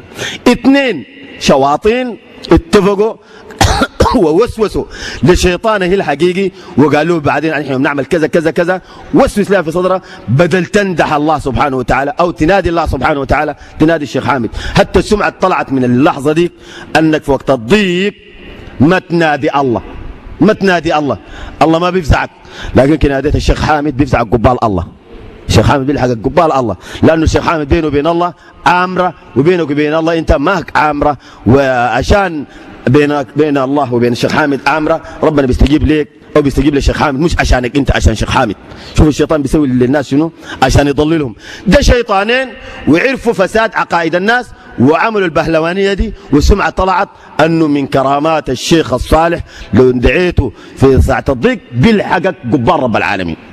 شوفوا الشغلة دي، دي كل الحقائق. وإن شاء الله ما أطيل عليكم، نعمل التجربة اللي بتاعت الكزنزانية ونرجع بلحمتنا ونجي الجمعة الثانية إذا كان في العمر بقية إن شاء الله، ويجينا الأخونا ده مع النور محمد إن شاء الله. لو لقيته حتى لو ما دار يجي أنا بشيل منه الحجاب ذاتي أجيبه معي هنا. أنا خليت له الحجاب لأنه رفض به. الثانية ما داروا انا اجيبه بطريقتي، يمكن الناس في ناس انه فهم كثير يقول لي يمكن انا عملت الشغلانه دي، لا، داير هو ذاته ويجي يحكي هو عسكري وكان في الجنوب وقعد في الجنوب 12 سنه مقاتل، واداه الحجاب ده واحد بماهيته كلها وبل زاد عليها، وكان في الزمن ده ماهيته الماهيه بتاعته او الراتب بتاعه 47,000 بس في الشهر، وقال تم عليها 3000 ب 50,000. 50,000 دي راتبه كله و3000 زيادة سلفة. حلف وأقسم في كل طلعة لأي اتجاه بودوني أنا القدام، وأنا راكب قدام الناس. الذخيرة دي تجي كلها عابرة بيجاي وبيجاي، ما في طلقة بتصيبني، كلها تمشي تكتل الناس ديل وتعوقهم، وأنا ماشي قدام ما في طلقة بتصيبني، ولا جات بفوق ولا جات بيجاي ولا جات بيجاي، والسكين ما بتضرب ولا سونكي ولا أي شيء، وجربناه ولقيناه كلامه صح في البيت. فأنا طلبت منه أنه الحجاب ده يديني له، قال لي الحجاب ده ما بديك له. قلت له الحجاب ده الشرك، وجربنا التجربة وبطل الحجاب، وقلت له الآن لو فتحناه ببطل نهائي. يعني احنا الحمد لله دي نعمة من نعم الله، عشان نمشي نثبت للناس في الجامع، تجينا في الجامع وتجيب لنا حجابك ده، وبعد ما نجربوه في اللحمة ما بنجربوه في انسان، لانه بتخطوا في اللحمه ما بتتقطع. اي واحد فيكم ان شاء الله اليوم اللي يجي فيه الراجل ده نقول له تعال خط الحجاب ده في اللحمه دي، وهيخط الحجاب ده في اللحمه، واقوى واحد فيكم هندوه السكين دي نقول له تعال قطع اللحمه دي، ما حبتتقطع، قطعنا ما حبتقطع، تلقى زي الاستيك.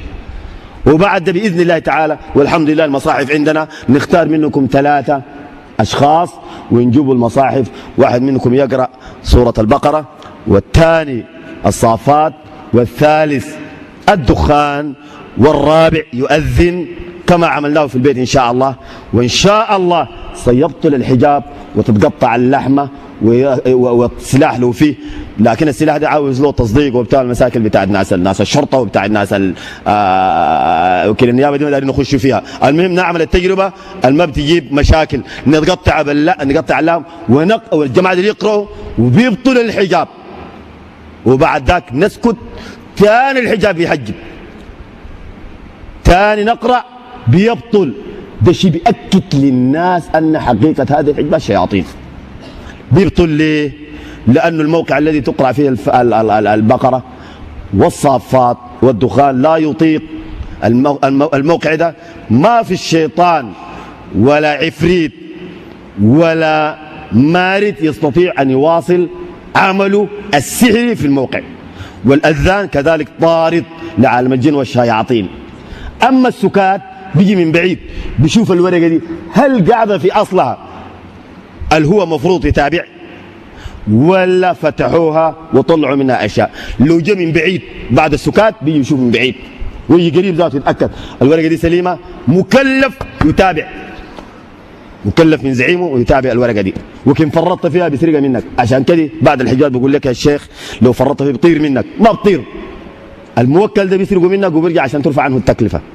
ايوه، يبقى هنسكت.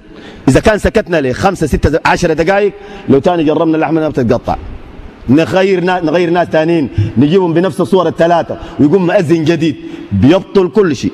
تجربة عيان بيانا إن شاء الله. فنسأل الله سبحانه وتعالى يلمني في الراجل ده إن شاء الله، ونجي نعمل التجربة ده. بعد بتتأكد لك شغلة بتاع الشياطين والجنون، والدين اللي فيها ما بحجب. والدين ده بنفتحه إذا كان جيب لنا نفتحه، ما جيب لنا عندنا حجبات هنا مفتحة بنوريكم المكتوب فيها. هل هو ده دين؟ هنقرأ لكم، وأي واحد يجي يقرأ الكلام المكتوب ده كلام مكتوب بنجاسات. النجاسات أنت ما شفتها، لكن بنوريك نقول لك تعال أقرأ الكلام ده، بتلقاه والله لا في الكتاب ولا في السنة، ما بتلقاه في أي محل. كلام كله دجل وخزعبلات وناس هوب ومهوب وطهطهوبي، دعاء لغير الله والدعاء لغير الله الشرك. إن شاء الله نعمل التجربة الأخيرة دي إن شاء الله نختم بها الكلام، وإن شاء الله الجمعة الجاية نجي نواصل من قطع من حديث.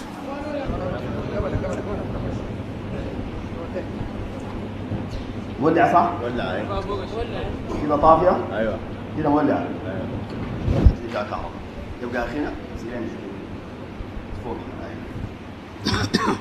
شوية شوية. دي الخدعة الغاشم بها الناس، أنهم بتولع فيهم الكهرباء والكهرباء ما بتسلهم شيء. شيخ من أولياء الله الصالحين توصل فيه الكهرباء ويخد فيه لمبة البيان، وهذه الكهرباء ما بيسلوا شيء. ودي تقنع كثير من الناس، لأنه لو ما هو لصالح لا يمكن الكهرباء دي تولع في جسده، في جسده، مش أنا تولع هنا، لا تولع في جسدي أنا، وما تعمل لي شيء غريب، شيء غريب جدا جدا. وبيقنع كثيرين من الناس أنه هذا الرجل رجل صالح، وإلا ما فيش إنسان يستطيع أن يمسك الكهرباء ده أو الكهرباء تولع فيه ويكون إنسان عادي، إنسان ما هو عادي. شوف النازل واحتياله، يبقى الحته دي فيها كهرباء دي، وعشان نتاكد فيها كهرباء ولا ما فيها كهرباء بنخد كده. شايفينها فيها كهرباء كده كده طفت. في زول ما شايف يا اخوانا كده مولع صح؟ مولع. في زول ما شايف عشان ما في زول يقول انا ما شايف. كده مولعه، كده طافيه، كده مولعه، كده طافيه، كده مولعه صح؟ طيب انا بنمسك الكهرباء، نشوف الكهرباء دي بتصير لي انا شيء. مسكتها، يبقى كده قوم يا اخي قوم، زحوا يا شوفها شويه، زحوا شويه، لا ابقى بعيد مني شويه بس ما تلمس الحيطه شويه. طيب دي يدي انا، ده ما سلك، دي يدي انا صح ولا في سلك هنا؟ طيب انا دايرك عشان الناس اللي بيجاوا يشوفوك، تقوم تمسك البتاع ده كده في كده، وبعدك ترفع يصير في يدي انا. خلي مجال واسع عشان الناس بغالي يشوفوا. ارجع ايوه بس لا يمشي بهنا. دي يدي شايفها؟ شايفينها ولعت؟ ارفعها. اولياء مولعه ارفعها. مولعه. دولي من اولياء الله الصالحين لا خوف عليهم ولا هم يحزنون. شفتوا الاحتيال كيف؟ شفتوا احتيال النازل وخداعهم للناس؟ يبقى يتخلوه. يجي واحد ثاني، يجي واحد ثاني، تعال يا اخي عشان الناس برضو ما تعتقد وتفهم غلط، تقول انه هو ذاته سق على السهلانيه دي. تعال هنا، تعال جاي امشي، امسك ده، زحي ولد، زحي ولد شوي. شايفين الراجل ده ماسك الكهرباء؟ لا امسك بيدك الثانيه، اي بيدك الثانيه. ايوه شايفين الزول ده ماسك الكهرباء، معناه مشحون كهرباء. ليه ما بتقتلوا؟ ايوه يبقى ده برضه من اولياء الله الصالحين. طيب احنا عشان نتاكد الكلام ده صح هنولعها فيه. دي الكهرباء وده الراجل ده شايفين ولع كده طفى، كده ولع، كده طفى. من اولياء الله الصالحين لا خوف عليهم ولا هم يحزنون. شوف الناس خداعاتهم. اي انسان ممكن يعمل الحركه دي. ويوم طلبنا معاهم مناظرات، شخصيا طلعت معهم مناظره عشان يعمل المساله دي، وتكون عنده شروط، اديتهم شروط لازم تنفذ هذه الشروط. الشرط الاول تحضر هذه المناظره وسائل الاعلام كلها اللي بنشوفها واللي بنقراها واللي بنسمعها. واحد. اثنين، تحضر هذه المناظره تكون في حته واسعه ويحشر الناس ضحى ان شاء الله. ثلاثه، يحضرها قاضي من الحكومه. أربعة، يحضروها ناس الشرطة عشان بعدين بيكون في يموت الزول ده أنا بكتله والله ما أخليه، ما برحمه كله لأنه ده عدو من أعداء الأنبياء. ولقد جعلنا لكل نبي عدو شياطين الإنس والجن يوحي بعضهم إلى بعض زخرف القول.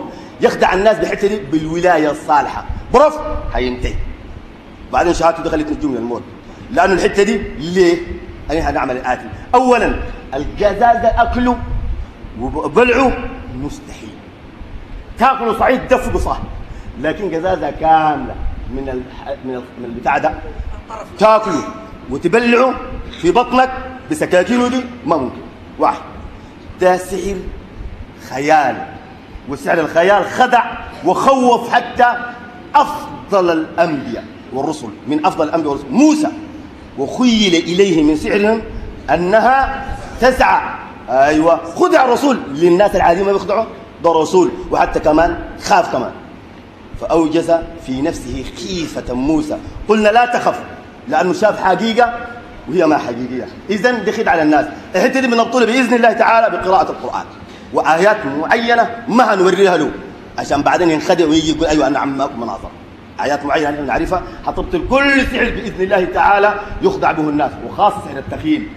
وما هنوريه لهم يقولوا نقرأ لك يا تو ولا بتاع، عشان هو يوم يعرفها يمشي يجرب يلقاها انها صح هيرفض. قلنا له احنا بنقرا لك القرآن من غير تهديد، يبقى حنقرا له آيات معينة هيبطل هذا السحر بإذن الله. والطعن هنا لغاية المخن برضه خيال وكذب، وإلا بعد ساعتين يجي الراجل ده نصيح دياتو عقل بيقبل الكلام ده ما تجل، يبقى البروف هيموت. الأخيرة هنجيب الدكتور. مهمة الدكتور في شنو؟ لأنه أي إنسان الدورة الدموية لو ماشية بالعكس، لو مسك 4 خطوط بتاعت الكهرباء ما بتعمل له إيش، يتعلق فيها كده ما بتعمل له شيء. الدورة الدموية لو ماشية بالعكس ده شيء علمي معروف، لكن دورته عادية هيموت. ليه؟ لأنه لو الدكتور أثبت لنا أنه الدورة الدموية ماشية بالعكس ده خلاص ما أنا عارف عنه خدعة، لأن الدورة الدموية ماشية بالعكس. نجيبه نايم في الحتة دي. طيب الدورة الدموية ماشية عادية الناس، هو طوال هيجي يعمل الخدعة دي ويمسك الكهرباء كده ويقول لنا ها يولع اللمبة هنا. بعد يعني احنا بنوصل بس تيار كهربائي في الحتة دي في اسمه في الأرض ولا تحت ولا في أي شيء، بنوصل به هنا. أول ما تجيب التيار الثاني اللي هو ده الموجب بتجيب السالب بتخطه فيه بتولع وهيموت 5 دقائق. قد تقول الكهرباء هسه انا الشغله دي مش ماسكها، خليه يجي يوصلني اختي هسه دي اخر لا يلاحظوا ان الله يحب المسلمين، لانه الكهرباء ما بتعرف الحزار ولا بتعرف المزاح، تنتهي منه. يبقى البروف يوم قلنا له الكلام ده، والنايب كان الكلام ده مع نايبه وفي الصافيه الكلام ده في الصافيه عندنا في بحري. نايب وافق انه يعمل معي مناظره، وقلت له ده شروطي، امشي كلم مديرك او كلم الرئيس او اكلم البروف وقول له يا اخي في واحد اسمه كذا كذا كذا كذا وده كلام وده كلام وده كلام وده داير معانا مناظره ودي شروطه. وافق بالشرطه. القاضي لشنو؟ لانه يجي اولياء الدم يتنازل وهو يتنازل، وكل شيء يكون قانوني امام المجتمع وامام كل انسان قانوني، لانه بعدين عشان ما يطالبوني بدمه وهو مناظر وهو اللي صح، طيب خلينا ما تاثر فيه ونعرف ولايته صح. فهي الحته دي وافق المدير النائب. عندما مشوا هناك واديتهم التليفون بتاعي في الموعد المحدد ما ضقوا لي، انا قمت دقيت لهم ايوه فلان مرحبا يا اخي انا فلان الفلان اللي كان عملته وعملته في مسجد جنب البيت بتاع البروف. دي الحته اللي اثارتهم، وكان في واحد داري ضاربني، لكن الحمد لله كان في المحاضره في قاضي طوالي امر بقبض هذا الشاب وفتحوا له بلاء ومش حاكمه، لانه كان من هناك مثير جدا وقال لي انت دجال والكلام ده صح ودي ولايه صح وده ابونا وبيعمل كده، قال له قريبه. المهم ده فتحوا له بلاء وتحاكموا الحمد لله رب العالمين. قبلوا في اللحظه دي. في اللحظه الثانيه يوم انا دقيت لهم تليفون قال لي والله يا اخي نجينا للشيخ وقال الحكومه منعته انه ما يعمل كلام زي ده، والمساله دي بتجيب مشاكل وبتاع حفظا للامن. يعني احنا ما دارين نعمل الحكايه حفظا للامن يا كلب، بالله شغلك تجل وعارف انك انت هتفشل عشان كده. والان انا بعلن للمره الثانيه لو في زول منكم بيقدر بيوصلنا للنازل لمناظره في اي مكان انا على استعداد، اي مكان حتى لو خاصه، بس بشرط انه في اثناء يجي يعمل المساله دي يكون في شيء قانوني، لانه الحته تكون فيها امور. وبتفتكر انا بجيله ما بجيله برحمه ما برحمه، بقول له وصل الكهرباء طوالي اخذ واحده في العرض واخذ تاثير. هيكون شنو موضوع انتهى. اللهم ارنا الحق حقا وارزقنا اتباعه، وارنا الباطل باطلا وارزقنا اجتنابه. اللهم علمنا ما ينفعنا وانفعنا بما علمتنا وارزقنا علما ينفعنا وعمل يرفعنا. استر عوراتنا، آمن روعاتنا، فرج كروبنا، اغفر ذنوبنا، تولى أمرنا، احسن خلاصنا، فك أسرنا، ارحم ضعفنا. عجز الطبيب فداونا، ظهر الفساد فنجنا، قلت حيلتنا فتولنا. اللهم اجعل جمعنا هذا مرحوما واجعل تفرقنا من بعده معصوما، ولا تدع فينا ولا بيننا شقيا ولا محروما. أوردنا حوض نبينا، أشملنا بشفاعة حبيبنا، واسقنا من حوضه شربة لا نظمأ أبدا. آمين.